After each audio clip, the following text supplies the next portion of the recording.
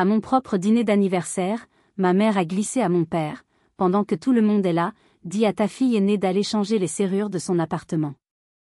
Ma sœur, Delphine, a hoché la tête et est partie. 1 heure plus tard, elle est revenue, plus blême que la nappe, et a chuchoté, « Maman, il y a… » Ce qu'elle a vu ce soir-là n'a pas seulement changé ma serrure. Ça a fait exploser toute ma vie. Ça a révélé un secret familial si sombre, si profond, qu'il a failli m'entraîner au fond avec eux. Mon nom est Léonie, et ceci est mon histoire. Je m'appelle Léonie. Aujourd'hui, j'ai 29 ans. Je déteste mes anniversaires. Ils n'ont jamais été des célébrations. Ils ont toujours été des obligations, des rappels froids que je ne suis pas tout à fait ce que mes parents avaient espéré. Mais cette année, j'avais décidé que ce serait différent. J'avais un fils de 6 ans, Bastien. J'avais un travail stable. J'avais mon propre appartement dans le 8e arrondissement de Lyon. Alors, j'ai réservé une table dans un petit bouchon du Vieux-Lyon. Un endroit charmant, avec des nappes à carreaux rouges et blancs et une odeur de beurre à l'ail. Et j'ai payé. J'ai insisté pour payer. J'espérais bêtement que si je prenais les devants, si je leur offrais quelque chose, peut-être, juste peut-être, ils me verraient. Pas Léonie, l'erreur, Léonie, la déception, Léonie, celle qui est tombée enceinte à 23 ans et qui a fait honte à la famille. Juste Léonie. Ils étaient tous là. Ma mère, Béatrice, assise en face de moi, avec son sourire parfaitement manucuré qui n'atteignait jamais ses yeux. Mon père, Gérard, assis à côté d'elle, silencieux comme toujours, la laissant mener la barque. Et ma sœur aînée, Delphine. Delphine. La perfection incarnée. L'avocate brillante, mariée à un banquier. L'enfant en or. Celle qui n'avait jamais fait une seule vague. Le dîner était tendu. Chaque bouchée de quenelle avait un goût de cendre. Béatrice parlait de son dernier gala de charité. Delphine parlait d'une nouvelle acquisition immobilière. J'ai essayé de parler de Bastien, de sa rentrée à l'école, mais les yeux de ma mère sont devenus vitreux. J'ai sorti mon téléphone, juste 1 seconde, pour vérifier un message de Manon, mon amie, qui gardait Bastien pour la nuit. Et c'est là que je l'ai entendu. Le restaurant était bruyant, mais le silence à notre table était si dense que le murmure m'a frappé comme un coup de poing. C'était ma mère, se penchant vers Delphine. Pendant que tout le monde est là, a-t-elle glissé, sa voix basse et sifflante. Va lui changer ses serrures. J'ai cru que j'avais mal entendu. J'ai levé les yeux. Delphine regardait ma mère, impassible. Mon père, Gérard, a simplement hoché la tête, comme s'il discutait de la météo. Fais-le après le dessert, a-t-il ajouté. Mon sang s'est glacé. J'ai posé mon téléphone. J'ai essayé de respirer. Changer mes serrures? Pourquoi? Ils avaient une clé. Une clé que je leur avais donnée pour les urgences, pour Bastien. Tout va bien, chérie, a demandé ma mère, son sourire revenant comme un masque.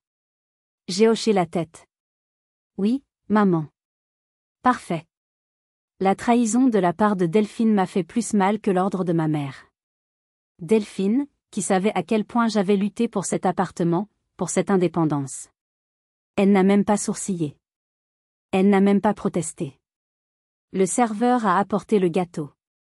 Une petite tarte aux pralines avec une seule bougie. Ils ont chanté.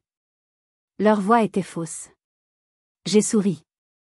J'ai souri si fort que mes joues me faisaient mal. J'ai soufflé la bougie. Et j'ai coupé mon propre gâteau d'anniversaire. Alors que je tendais les assiettes, Delphine s'est levée.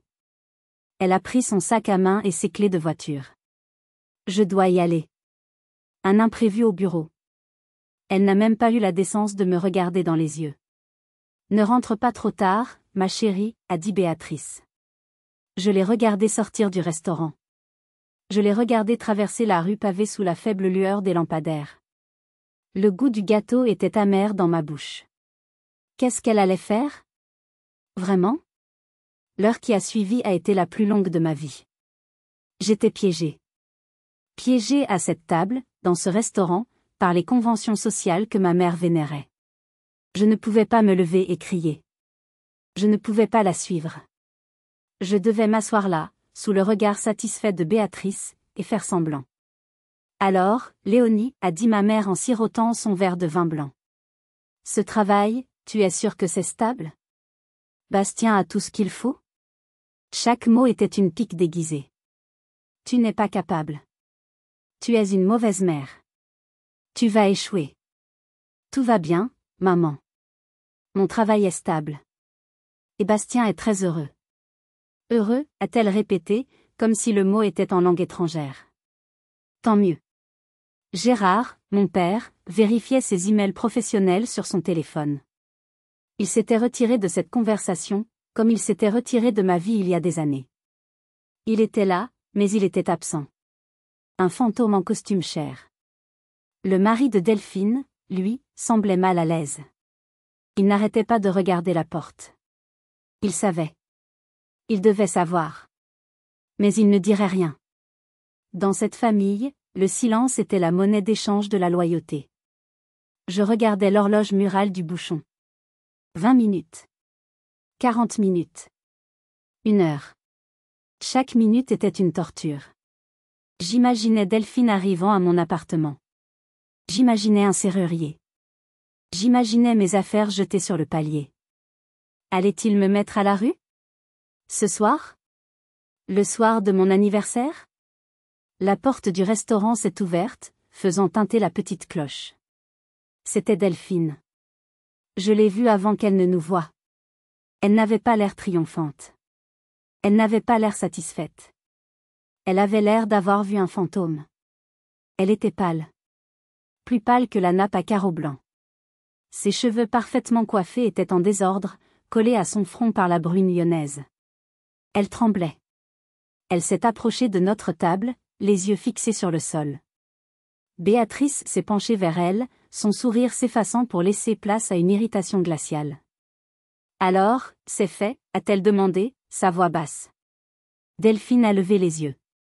Pas vers moi. Vers ma mère. Elle a dégluti. Sa lèvre inférieure tremblait. Maman? A-t-elle commencé, sa voix n'étant qu'un souffle étranglé. Quoi? Parle, a ordonné Béatrice. Maman, il y a du ruban de la police, partout sur sa porte. Le temps s'est arrêté. Toutes les fourchettes se sont arrêtées. Les conversations des tables voisines se sont évanouies. Le seul son était le battement de mon propre cœur dans mes oreilles, un tambour assourdissant. Ruban de la police? Le visage de Béatrice s'est décomposé. La colère a disparu, remplacée par quelque chose que je n'avais jamais vu chez elle. La peur. Une peur pure et absolue. Gérard a levé la tête de son téléphone.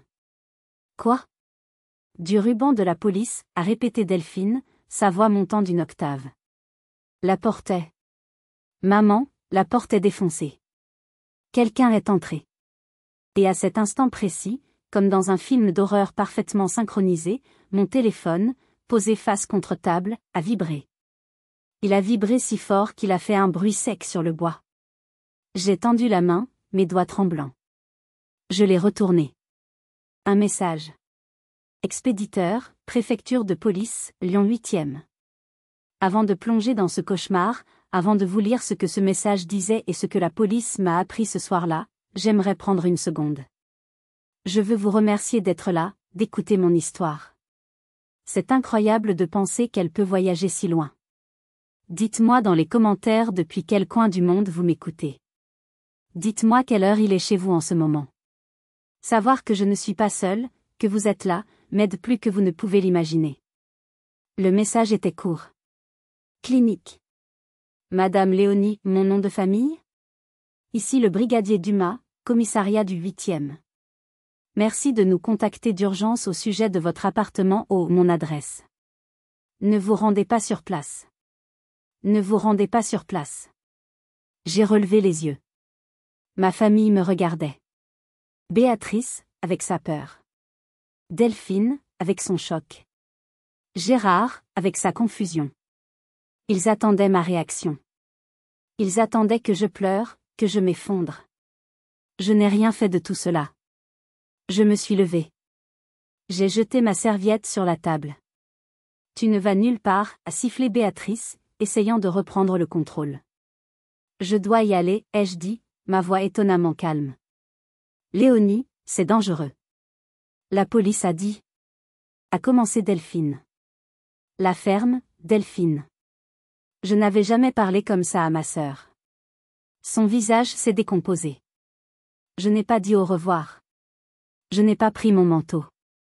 J'ai marché droit vers la sortie, laissant ma famille assise au milieu des restes de mon gâteau d'anniversaire. La pluie fine de Lyon m'a frappé comme une gifle. Il faisait froid. J'ai couru vers ma vieille Twingo, garée à 3 rues de là. Mes mains tremblaient si fort que j'ai mis 30 secondes à mettre la clé dans la serrure.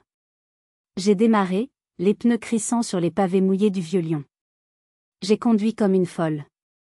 J'ai traversé le pont de la Guillotière, le Rhône en contrebas n'étant qu'une masse noire et agitée. Ne vous rendez pas sur place. Mais où d'autre pouvais-je aller? C'était chez moi. C'était la maison de Bastien. Mon esprit tournait. Changer mes serrures. Ruban de la police. Porte défoncée. Et cette clé. Cette maudite clé. Je me suis souvenu du jour où je l'avais donnée. Bastien avait 6 mois. Il avait une fièvre terrible, 40 degrés. J'étais seule. J'ai paniqué. J'ai appelé ma mère. Elle est venue, non pas avec inquiétude, mais avec jugement. Tu vois, m'avait-elle dit, tu ne peux pas t'en sortir seule. Ce soir-là, épuisée et terrifiée, je lui avais fait faire un double. Maman, je t'en supplie, garde une clé, au cas où. Je n'avais pas offert une clé. J'avais offert une preuve de mon échec. J'avais été si stupide. Je pensais que c'était un rameau d'olivier, une façon de nous reconnecter. Pour elle, c'était juste un outil. Une arme. Et ce soir, elle avait essayé de l'utiliser pour m'enfermer dehors. Mais quelqu'un d'autre était arrivé en premier. J'ai tourné sur l'avenue des Frères Lumière. Et je les ai vus. Les gyrophares bleus et rouges. Ils dansaient sur les façades humides de mon immeuble, transformant la pluie en confetti de cauchemar. 2 voitures de police étaient garées en désordre sur le trottoir. Ce n'était pas une blague. Ce n'était pas une erreur. C'était réel. J'ai abandonné ma Twingo en double fil, moteur tournant, et j'ai couru. Un homme en uniforme m'a barré la route. Il était jeune, l'air fatigué. Vous ne pouvez pas passer, madame. C'est une scène de crime. C'est chez moi, ai-je haleté, la pluie coulant sur mon visage. Je suis Léonie. J'habite au 3B. L'expression du jeune policier s'est durcie. Il a dû voir la panique pure dans mes yeux. Vous êtes madame Léonie? Le brigadier Dumas veut vous parler. Restez là. Il a parlé dans sa radio. 1 minute plus tard, un homme plus âgé, en civil sous un imperméable, s'est approché. Il avait un visage fatigué, des yeux qui en avaient trop vu. Madame Léonie? Je suis le brigadier Dumas. J'ai envoyé le message. Qu'est-ce qui s'est passé? Mon fils, il n'est pas là, il est. Nous savons. L'appartement est vide, calmez-vous. Votre voisine du dessous a appelé le 911. Elle a entendu un grand bruit, comme si on défonçait une porte, suivi de bruits de lutte. Mon estomac s'est retourné. De lutte? Nous pensons qu'il s'agissait surtout de bris, dit-il. Il m'a conduite vers l'entrée de l'immeuble. Venez sous l'auvent. Il m'a regardé attentivement. Votre sœur, Delphine, nous a appelés il y a environ 1 heure. Elle était très secouée. C'était le moment. Je devais lui dire. La honte me brûlait la gorge, mais je devais le faire. Brigadier, ai-je commencé, ma voix tremblant. Ce soir, c'est mon anniversaire. J'étais au restaurant avec ma famille. Ma mère a demandé à ma sœur de venir ici. Pendant que j'étais au dîner. Elle lui a demandé de venir changer mes serrures. Pour m'empêcher d'entrer. Je l'ai dit. À voix haute. À un étranger. À un policier. J'attendais le jugement. J'attendais le regard qui dirait « Quel genre de fille êtes-vous pour que votre mère fasse ça ?» Mais Dumas n'a pas scié. Il a juste froncé les sourcils. Changer vos serrures? Pourquoi? C'est compliqué. C'est une histoire de contrôle familial. Il a noté quelque chose dans un petit carnet. Eh bien, votre sœur, Delphine, est arrivée, clé à la main, pour découvrir que quelqu'un avait fait le travail avant elle, mais avec plus de zèle. Il m'a regardé droit dans les yeux. Votre porte d'entrée. Elle a été ouverte avec un pied de biche. Le cadre est éclaté. C'est un travail de professionnel, ou de quelqu'un de très déterminé. Mon cœur battait la chamade. Mais, qui? C'est là que ça devient étrange, dit-il. Votre sœur est arrivée, elle a vu la porte, elle a paniqué et elle a appelé le 911. Elle n'est pas entrée. Elle a bien fait. Il a fait une pause, comme s'il choisissait ses mots. La porte d'entrée a été forcée, oui. Mais selon nos premières constatations, l'intrus n'a rien volé. Votre télévision est là. Votre ordinateur portable est visible depuis l'entrée. Rien ne semble avoir de valeur. Rien volé? C'était insensé. Un cambriolage qui tourne mal? Peut-être qu'ils ont été interrompus, dit-il, mais il n'avait pas l'air convaincu. Je ne comprends pas, ai-je dit. Ma mère m'envoie ma sœur pour me mettre à la porte, et quelqu'un d'autre défonce la porte en premier? C'est une coïncidence incroyable. Je ne crois pas beaucoup aux coïncidences, madame, dit Dumas d'un ton sec. Surtout pas celle-ci. Il a reçu un appel sur sa radio. Il a écouté, son visage se fermant. D'accord. Bien reçu. Il s'est tourné vers moi. Nous avons trouvé des empreintes. Sur le cadre de la porte intérieure. La porte intérieure? Celle de votre chambre. Venez. Il faut que vous voyiez. Il m'a fait signe de le suivre. J'ai monté les 3 étages, mes jambes comme du coton. Mon cœur n'était plus dans ma poitrine, il était dans ma gorge. Delphine n'était pas l'intruse. Elle était le témoin. Alors, qui? Qui était entré chez moi?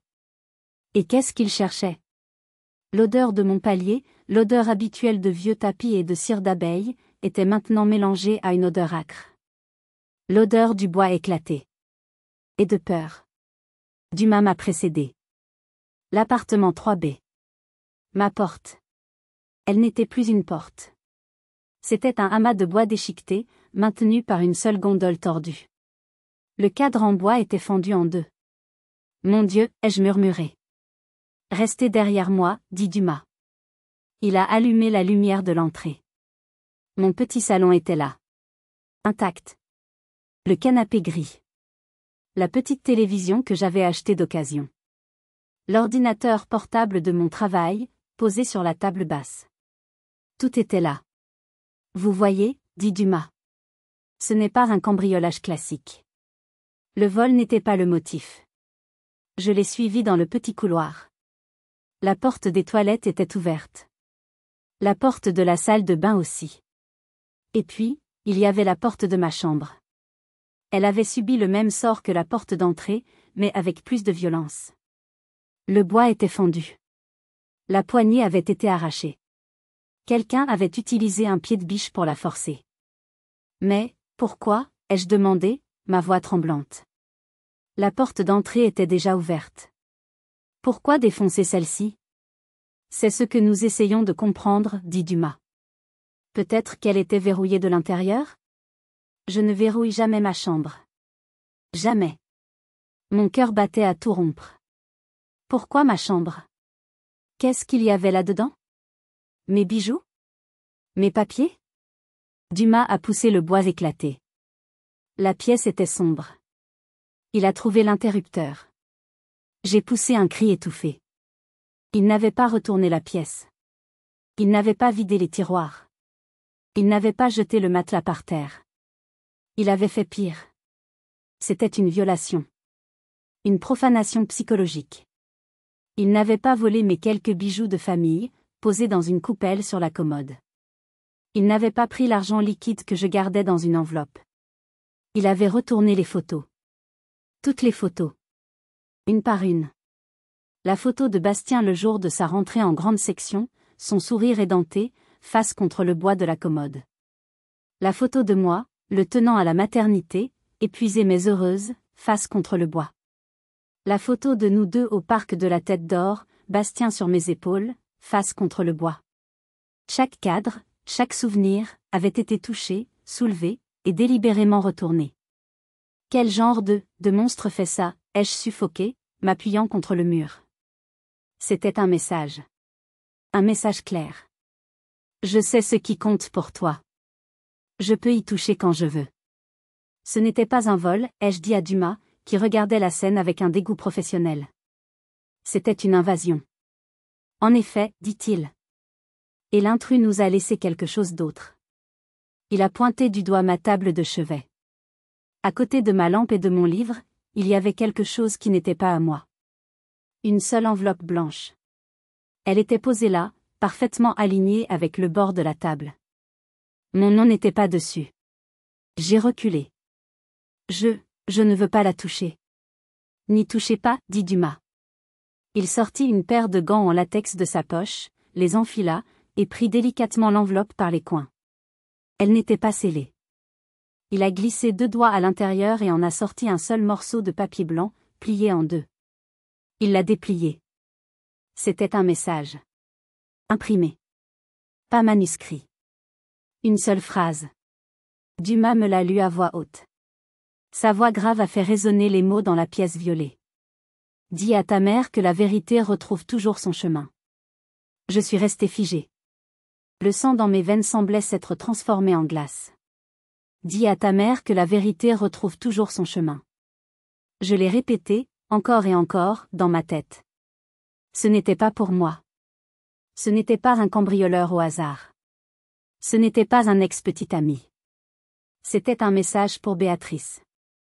Et soudain, tout a changé. Le chuchotement de ma mère au restaurant. Va lui changer ses serrures. Ce n'était pas de la cruauté. Ce n'était pas de la méchanceté gratuite. C'était de la panique. Ma mère avait peur. Elle avait peur de quelque chose qui se trouvait dans mon appartement. Elle n'essayait pas de m'enfermer dehors pour me punir. Elle essayait d'envoyer Delphine récupérer quelque chose. Quelque chose de si important qu'elle était prête à me sacrifier, à me faire croire qu'elle me jetait à la rue. Mais quelqu'un était arrivé avant Delphine. Madame ? La voix de Dumas m'a ramené à la réalité. Qu'est-ce que cela signifie ? Quelle vérité ? Je ne sais pas, ai-je menti. Mais je commençais à savoir. Une image a flashé dans mon esprit. Une boîte en carton poussiéreuse sur un grenier. Dumas regardait la note. L'intrus. Il vous connaissait. Il connaissait votre mère. Et il voulait que vous trouviez ça. Les photos retournées. C'était une mise en scène, ai-je complété, ma voix tremblante. Il voulait s'assurer que j'appellerais la police. Il voulait s'assurer que je serais terrifiée. Il voulait que je parle à ma mère. Le retournement des photos de Bastien, ce n'était pas seulement pour me faire peur. C'était une menace dirigée. Une menace pour ce que j'avais de plus cher. Un levier pour me forcer à agir. Nous allons emporter cette note, dit Dumas. Nous avons bouclé la zone. Vous ne pouvez pas rester ici ce soir, madame. C'est une scène de crime. Et franchement, ce n'est pas sûr. Je n'ai nulle part où aller. Vos parents ? Votre sœur ? J'ai eu un rire bref et sec. Je ne crois pas, non. Une amie, alors. Manon. Bien sûr. J'ai sorti mon téléphone. Oui. J'ai une amie. J'ai appelé Manon. J'ai essayé de garder ma voix stable. Manon ? C'est moi. Écoute, il y a eu un incident à mon appartement. Un cambriolage. Je ne peux pas rentrer. Est-ce que je peux venir chez toi ? Juste pour ce soir ? Mon Dieu, Léo. Bien sûr. Prends un taxi, je t'attends. Ne t'inquiète pas pour Bastien, il dort à point fermé, il est en sécurité. En sécurité. Ce mot n'avait jamais eu autant de poids. J'ai raccroché. Dumas m'a raccompagné en bas. Nous allons mettre des scellés. Personne ne rentrera. Demain, nous ferons un relevé plus complet. J'étais assise à l'arrière d'un taxi, traversant Lyon pour la deuxième fois cette nuit-là, en direction de la Croix-Rousse. Je regardais la ville défiler, les lumières dansant sur la vitre mouillée. Ma mère avait peur d'une « vérité ». Un homme avait été payé pour entrer chez moi et laisser un message. Et cet homme avait retourné les photos de mon fils. Je tremblais, mais ce n'était plus seulement de peur. C'était de rage. Une rage froide que je n'avais jamais ressentie. Ma mère ne m'avait pas seulement menti. Elle ne m'avait pas seulement contrôlée. Elle m'avait mise en danger. Elle avait mis mon fils en danger. De quoi ma mère avait-elle si peur? L'image est revenue, plus claire cette fois. La poussière. L'odeur de vieux papier. Une boîte en carton. Et mon nom, écrit dessus. Je suis arrivée chez Manon, trempée et tremblante. Elle m'a ouvert, m'a enveloppée dans une couverture sans poser de questions, et m'a fait un thé. Tu es en sécurité ici, Léo, m'a-t-elle dit. J'ai dormi sur son canapé, mais ce n'était pas du sommeil. C'était une série de cauchemars agités, remplis de portes défoncées et de photos sans visage. Le matin est arrivé, gris et froid. J'étais assise à la table de sa cuisine, regardant le jour se lever sur les toits de la Croix-Rousse, quand mon téléphone a vibré. C'était Dumas. Madame Léonie. J'espère que je ne vous réveille pas. J'étais réveillée. Nous avons du nouveau. Du rapide. Les empreintes sur le cadre de votre porte de chambre, nous avons une correspondance. Mon cœur s'est arrêté. Qui? Un certain Cyril. Cyril, nom de famille. Il est connu de nos services pour des petits vols, des dégradations. Mais voici le détail intéressant, il habite dans votre immeuble. Quoi? Ce n'est pas un locataire. C'est le neveu du concierge. Je me suis souvenu de lui. Un jeune homme maigre, avec des yeux fuyants, qui traînait toujours dans le hall. Il était venu réparer ma chaudière, mon chauffe-eau, le mois dernier. Il avait dû faire une copie de ma clé. C'est pour ça que la porte d'entrée n'avait pas de trace d'effraction au début, jusqu'à ce que la police ne regarde de plus près et ne voit que le pied de biche avait été utilisé. Mais ce n'est pas tout, madame, continua Dumas, sa voix grave. Il y a pire. Quoi? Qu'y a-t-il de pire? Nous avons fait une vérification financière rapide, étant donné la nature étrange de l'effraction. Cyril a reçu un virement bancaire important il y a 3 jours. J'ai retenu ma respiration. Un virement de 5 000 €. 5 000 €. Pour retourner des photos et laisser une note? De qui, ai-je demandé, même si je connaissais déjà la réponse. D'un compte au nom de Béatrice. Votre mère. Le téléphone m'a glissé des mains. Il a atterri sur la table avec un bruit sourd. Manon s'est retournée. Léo, ça va? Je ne pouvais pas répondre. Ma mère. Ma mère avait payé cet homme. Elle avait payé un criminel connu pour entrer dans mon appartement. L'histoire qu'elle avait donnée à Delphine, va lui changer ses serrures, c'était un mensonge. Une couverture. Elle voulait que Delphine y aille, mais pourquoi? Pour récupérer ce que Cyril avait laissé? Ou pour récupérer la vérité avant lui? Et l'image est revenue. Claire, nette, indéniable. Il y a un mois. J'étais chez mes parents à Écully, un dimanche. Une de ces visites obligatoires. Bastien jouait dans leur jardin immense et aseptisé. J'avais prétexté une migraine pour m'échapper, pour respirer. Je suis montée au grenier, le grenier. Je cherchais de vieux jouets à moi. L'endroit était rempli de boîtes. La vie entière de mes parents, méticuleusement étiquetée. Décoration de Noël 1990 à 1995. Affaire de ski de Delphine. Et puis, une boîte, dans un coin sombre. Différente des autres. Une simple boîte d'archives en carton. Dessus, une étiquette manuscrite, Fiducie immobilière, Léonie. Mon nom. Fiducie immobilière, Cutindac BTN-GSN? Je n'ai aucune fiducie. Mon cœur s'est mis à battre la chamade. J'ai regardé par-dessus mon épaule. J'ai ouvert la boîte. Elle était pleine de dossiers. Des actes de propriété. Un appartement à Annecy. Une petite villa à Biarritz. Des biens dont je n'avais jamais entendu parler. Et en dessous, des relevés de compte. D'une banque privée à Genève, en Suisse. Des millions d'euros. Tout était à mon nom. Léonie. Et en bas de chaque document officiel, il y avait ma signature. Sauf que ce n'était pas la mienne. Je l'ai reconnue immédiatement. C'était une imitation parfaite. Une imitation faite avec la boucle distinctive de l'écriture de mon père. Gérard. Ils m'utilisaient. Depuis des années. Ils utilisaient mon nom, mon identité, pour cacher de l'argent. Pour frauder le fisc. J'étais leur bouclier. J'ai failli vomir. J'ai pris mon téléphone. Mes mains tremblaient. J'ai pris des photos.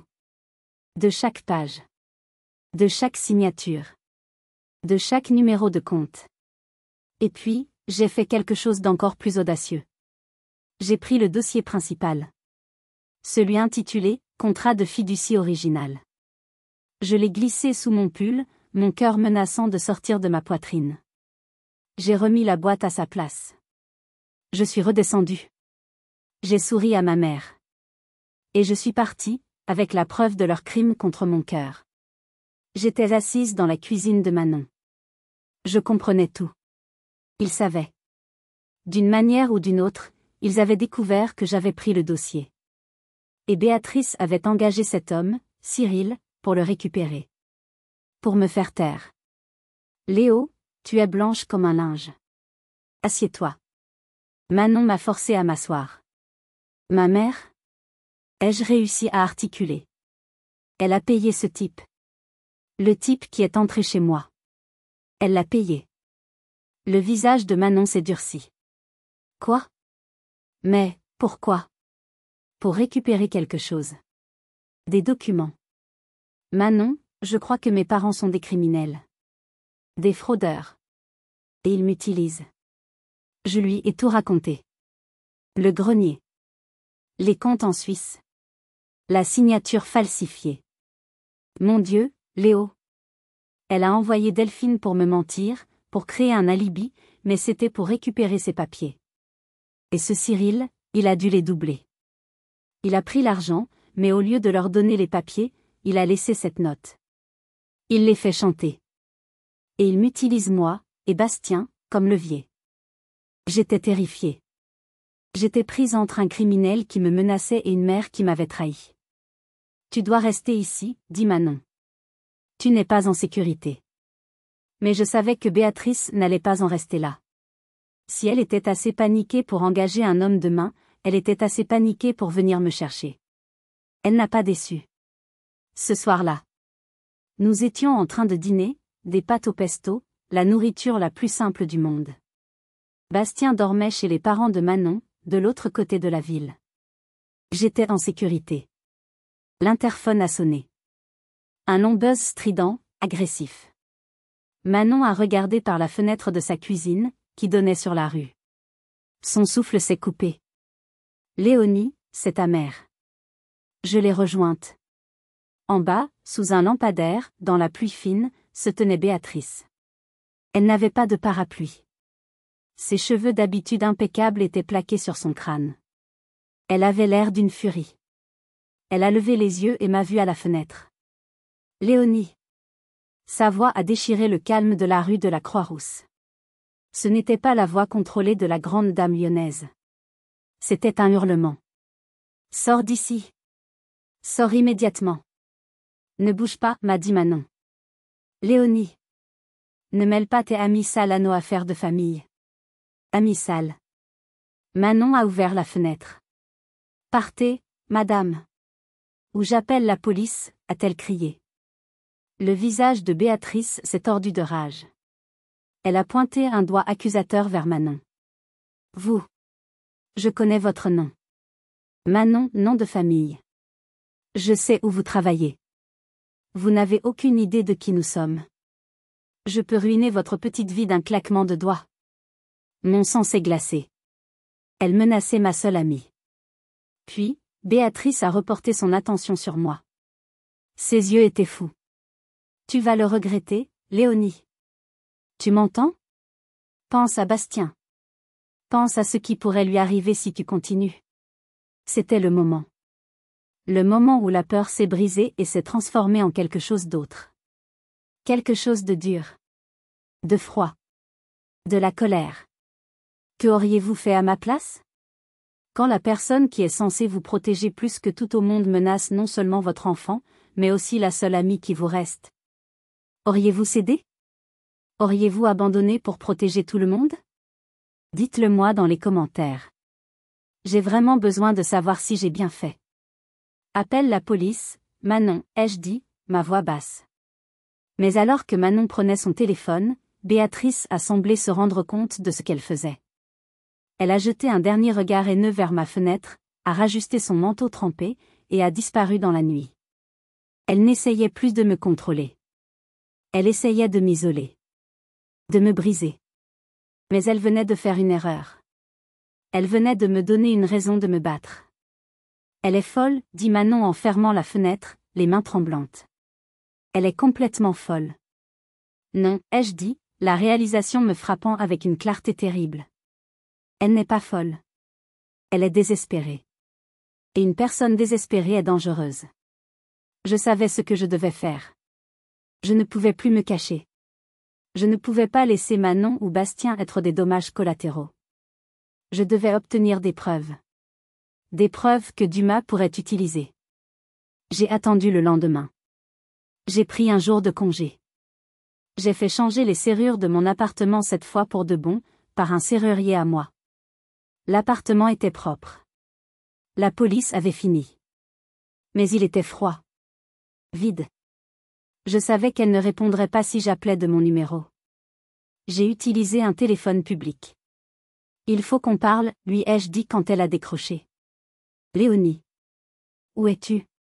Sa voix était redevenue glaciale, contrôlée.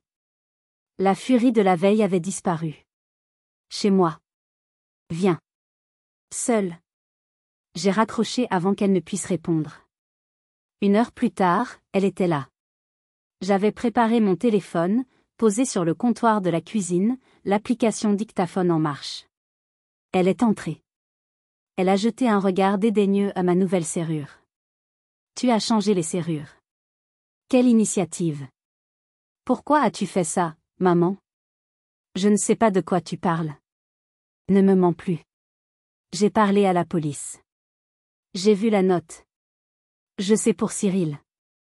Je sais pour les 5000 €. Elle a ri. Un rire sec, froid, qui m'a fait frissonner. Cyril? C'est un vaurien. Un petit escroc. Il m'a volé cet argent. Je l'avais payé d'avance pour des réparations dans l'immeuble. Il a dû garder un double de ta clé. Elle mentait. Elle mentait avec une facilité déconcertante. C'était presque admirable. Et la note? Et les photos de Bastien? Quelle note? Quelle photo? Tu deviens paranoïaque, Léonie. C'est ce qui arrive quand on vit dans ce genre de quartier. Ma main tremblait. Je n'étais pas une espionne. Je n'étais pas douée pour ça. J'étais juste une fille terrifiée par sa mère, essayant désespérément de la coincer. Arrête de mentir, ai-je crié, ma voix se brisant. Ne lève pas la voix contre moi, a-t-elle sifflé. Elle s'est approchée du comptoir pour poser son sac à main hors de prix. Et elle l'a vu. La petite lumière rouge de mon téléphone. L'indicateur d'enregistrement. Son visage s'est transformé. Tu essaies de m'enregistrer? Avant que je ne puisse faire un geste, elle a attrapé le téléphone. Ses doigts manucurés ont volé sur l'écran. Elle était plus rapide que moi. Stupide petite fille. J'ai regardé, impuissante, alors qu'elle ouvrait l'application, trouvait le fichier, et appuyait sur « Supprimer ». Enregistrement supprimé, dit-elle, sa voix dégoulinante de triomphe. Elle m'a jeté le téléphone. Il a glissé sur le comptoir et est tombé au sol. Tu n'as rien, Léonie. Absolument rien contre moi. Tu n'es qu'une petite fille hystérique dans un appartement sale. Maintenant, dis-moi où sont ces dossiers. Va-t'en. Dis-le-moi. Ou je jure que ce que j'ai dit à ton ami hier soir ne sera qu'un début. Pense à ton fils. Elle m'a regardé, attendant que je craque. Va-t'en, ai-je hurlé, ramassant mon téléphone cassé. Elle a souri. Elle avait gagné. Elle le savait. Elle s'est dirigée vers la porte, a rajusté son foulard en soie. Tu as fait ton choix. Elle a claqué la porte. Je suis tombée au sol. J'avais tout gâché. Elle avait gagné. Je me suis recroquevillée, pleurant de frustration et de peur. J'ai regardé l'écran noir de mon téléphone, et une pensée a surgi. Elle n'a pas nié. Elle n'a pas dit « Quel dossier ?» Elle a juste eu peur d'être enregistrée. Elle avait peur. Et je savais pourquoi. J'ai échoué parce que j'étais prévisible. J'ai agi comme la fille émotionnelle et effrayée qu'elle a toujours cru que j'étais. Cette fois, j'allais utiliser cette image à mon avantage. Je suis allée dans mon placard et j'ai sorti une vieille boîte. À l'intérieur, sous mes vieux carnets d'université, il y avait un petit dictaphone numérique. Un de ces appareils que les étudiants en journalisme utilisent. Je l'avais gardé pour enregistrer les premiers babiles de Bastien. La batterie était faible, mais elle tenait. Je l'ai allumé. J'ai appuyé sur « Enregistrer ». Je l'ai glissé dans le tiroir de la cuisine, celui qui contenait les torchons, et je l'ai légèrement entrouvert. J'ai attendu 1 heure. 1 heure entière. Assez longtemps pour qu'elle rentre chez elle à Écully. Assez longtemps pour qu'elle se sente en sécurité, victorieuse. Puis j'ai appelé. Elle a décroché à la première sonnerie. Quoi encore ? J'ai laissé ma voix se briser. J'ai convoqué toute la panique, toute la terreur que j'avais ressentie. Ce n'était pas difficile. Maman, ai-je sangloté. Maman, tu avais raison, j'ai tout gâché. Silence à l'autre bout. Le brigadier Dumas est revenu. Il était là quand tu es parti. Il m'a vu.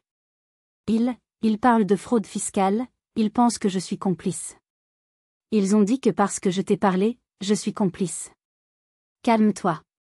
Qu'est-ce que tu leur as dit ? Sa voix était froide, urgente. Rien. Je le jure. Mais ils vont revenir. Ils vont m'emmener.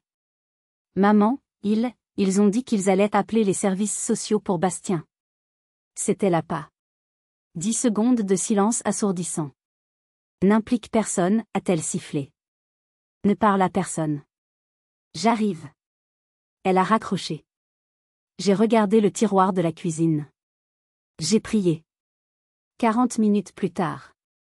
40 minutes pendant lesquelles j'ai failli mourir de trouille. Ma porte s'est ouverte à la volée. Elle n'a pas sonné. Elle a dû utiliser la clé que j'avais donnée à Delphine, que Delphine avait dû lui rendre. Elle a fait irruption dans mon salon. Elle ne me voyait même pas. Elle regardait par la fenêtre, cherchant une voiture de police. Où sont-ils ? Ils sont partis. Ils ont dit qu'ils revenaient avec un mandat. Qu'est-ce que tu leur as dit, Léonie ? Exactement. Rien. J'ai dit que je ne savais rien. Bien. Elle faisait les 100 pas. La bête en cage. Bien. Écoute-moi maintenant, et écoute-moi bien. C'est moi qui ai engagé Cyril. Oui. Pour récupérer ces stupides papiers que tu as volés. C'est la faute de ton père, il n'aurait jamais dû les laisser traîner. Elle l'avait dit. Mais Bastien. Ai-je pleuré ? S'il m'emmène, qu'est-ce qu'il va devenir ? C'était le moment. Le coup de grâce. Elle s'est arrêtée. Elle s'est plantée devant moi. Son visage était à quelques centimètres du mien. L'odeur de son parfum cher m'a donné la nausée. Il te menace avec les services sociaux, a-t-elle dit, sa voix dangereusement douce. Je vais te montrer ce qu'est une menace. Si tu parles, Léonie. Si tu dis un mot de plus à ce brigadier ou à n'importe qui d'autre. Je jure devant Dieu que *J* appellerai les services sociaux. Moi-même. Je la regardais, horrifiée. Je leur dirai que tu es instable. Que tu es paranoïaque. Que tu inventes des histoires de fraude. Je leur dirai que tu as mis ton propre fils en danger. Je leur parlerai de tes fréquentations. Elle a craché le mot. Manon. Ce sera ma parole contre la tienne. Une mère respectable et inquiète contre une fille à problème, instable et mère célibataire. Qui penses-tu qu'ils vont croire? Je gagnerai. Toujours. Elle m'a repoussé. Donne-moi ces dossiers. Maintenant. Ils sont dans un coffre. À la banque. C'était un mensonge, mais c'était le seul qui m'est venu. Elle m'a regardé avec un dégoût pur. Tu as jusqu'à demain. Demain, 10 heures. Tu m'apportes ces dossiers. Ou je passe cet appel. Elle est partie, claquant la porte si fort qu'un de mes cadres photos, un de ceux que j'avais remis droit, est tombé du mur. Je n'ai pas bougé. J'ai attendu d'entendre sa voiture démarrer. Puis, lentement, j'ai marché vers le tiroir de la cuisine. J'ai sorti le dictaphone. La petite lumière rouge clignotait toujours. J'ai appuyé sur stop. Je l'avais. Je l'avais eu. Je n'ai pas dormi cette nuit-là. Comment aurais-je pu? J'ai passé la nuit assise sur mon canapé, le petit dictaphone en argent dans ma main, le serrant si fort que mes jointures étaient blanches. J'ai écouté l'enregistrement. 1 fois. 2 fois. 10 fois. Je jure devant Dieu que j'appellerai les services sociaux. Je leur dirai que tu es instable. Ce sera ma parole contre la tienne. Et je gagnerai. Toujours. Chaque fois que j'entendais sa voix, une partie de moi se brisait. La petite fille en moi, celle qui voulait juste que sa maman l'aime, pleurait.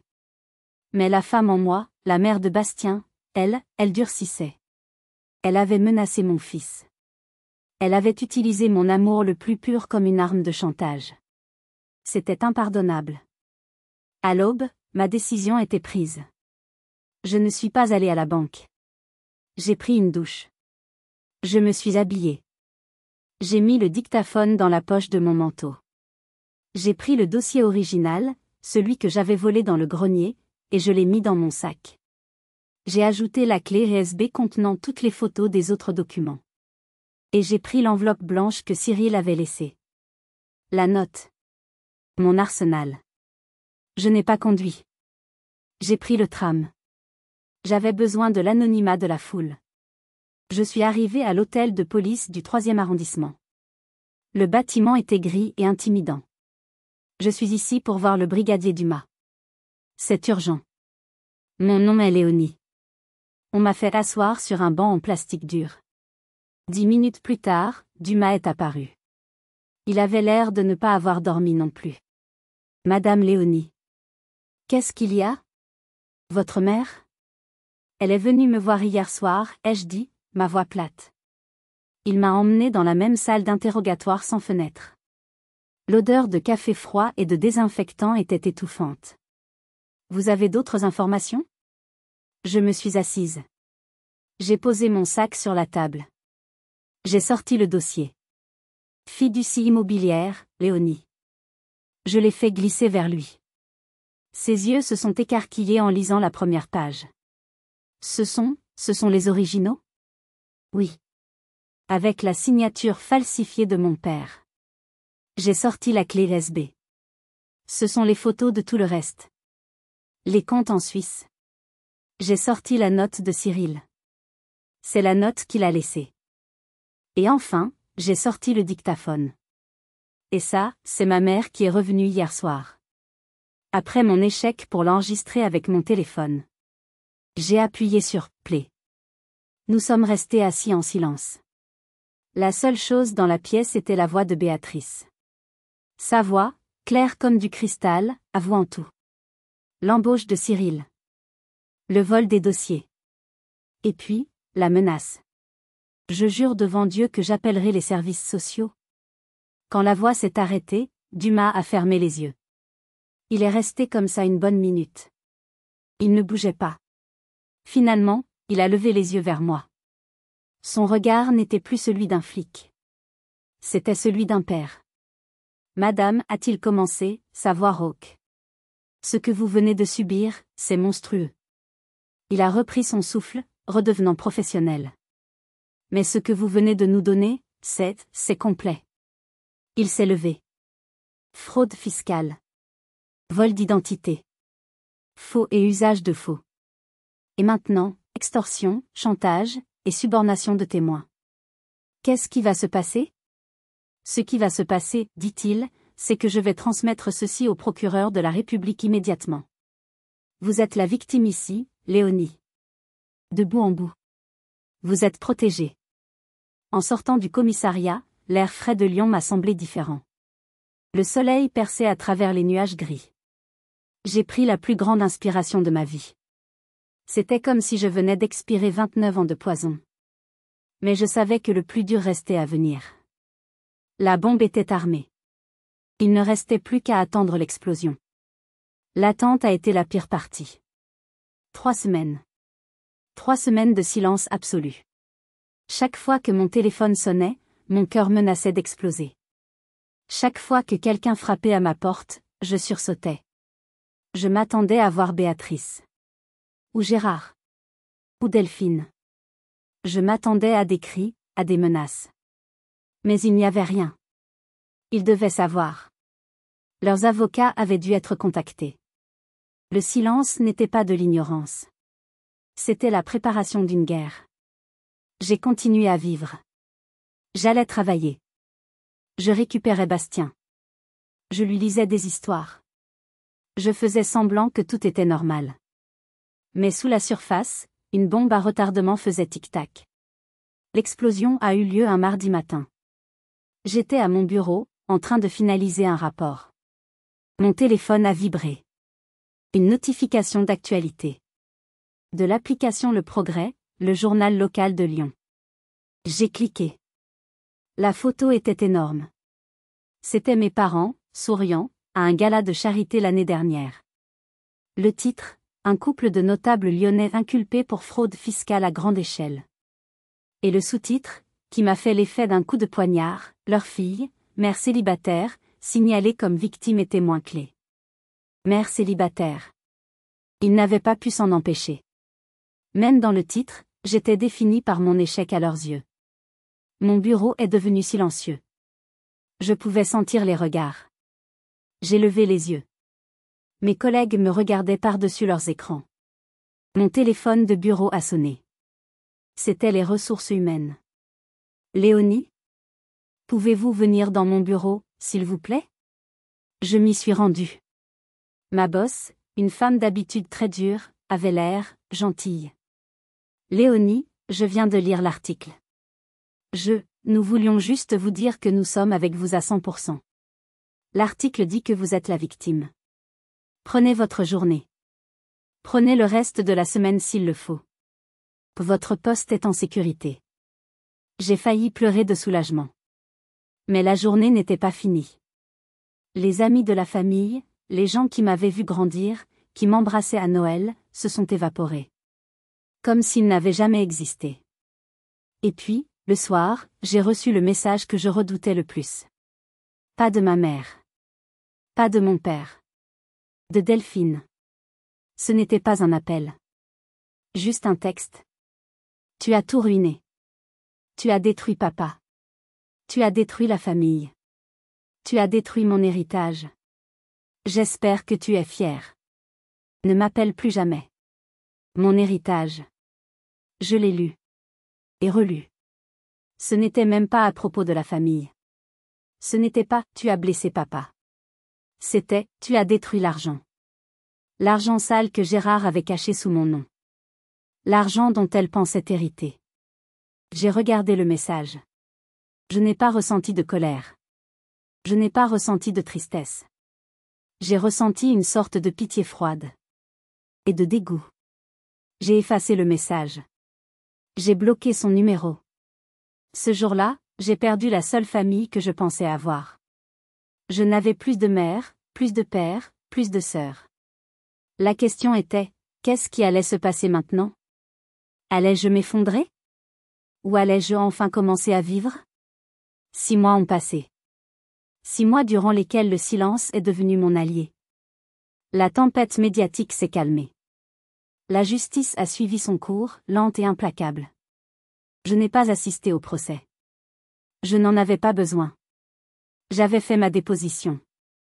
J'avais donné l'enregistrement. Mon rôle était terminé. Mes parents ont choisi de plaider coupable, un plea bargain, pour éviter un procès public humiliant. Gérard, mon père, le cerveau de la fraude, a été condamné à 2 ans de prison ferme. Il a été incarcéré à la prison de la Santé, à Paris. Béatrice, ma mère, a tout fait pour s'en sortir. Mais l'enregistrement que je leur avais donné, le chantage, la menace d'utiliser les services sociaux contre moi, c'était la goutte d'eau. Le juge n'a pas apprécié. Elle a évité la prison, mais de justesse. 5 ans de sursis avec mise à l'épreuve, probation. Une amende si colossale qu'elle a dû vendre la maison d'Écully. Et la meilleure partie. La partie qui m'a enfin permis de respirer. Une ordonnance restrictive, un ordre d'éloignement.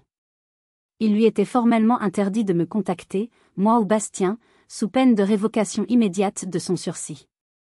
J'étais libre. Légalement, officiellement, irrévocablement libre. La vie a repris. Mais elle n'était plus la même. Elle était calme. Je n'avais plus à craindre les appels téléphoniques pleins de jugement. Je n'avais plus à supporter les dîners tendus. Je n'avais plus à me justifier. Un après-midi d'avril, je suis allée chercher Bastien chez l'orthodontiste. Il avait 6 ans maintenant, et ses dents de lait tombaient. Il est sorti en courant du cabinet, un autocollant brillant sur son pull. « Regarde maman. J'ai été courageux. J'ai pas pleuré, s'est-il exclamé, son sourire édenté illuminant son visage. Je l'ai pris dans mes bras. Il sentait la fraise du dentifrice.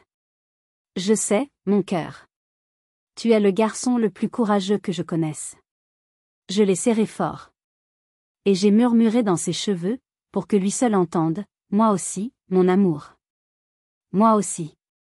Cette nuit-là, j'ai organisé un petit dîner. Pas une fête d'anniversaire. Juste un dîner. Mon petit appartement sentait le poulet rôti et l'ail. Manon était là. Ma collègue de bureau, celle qui m'avait soutenue, était là aussi. Bastien était assis à table avec nous, un grand garçon maintenant. Il avait le droit de boire du champomy, le champagne pour enfants, dans une vraie flûte à champagne.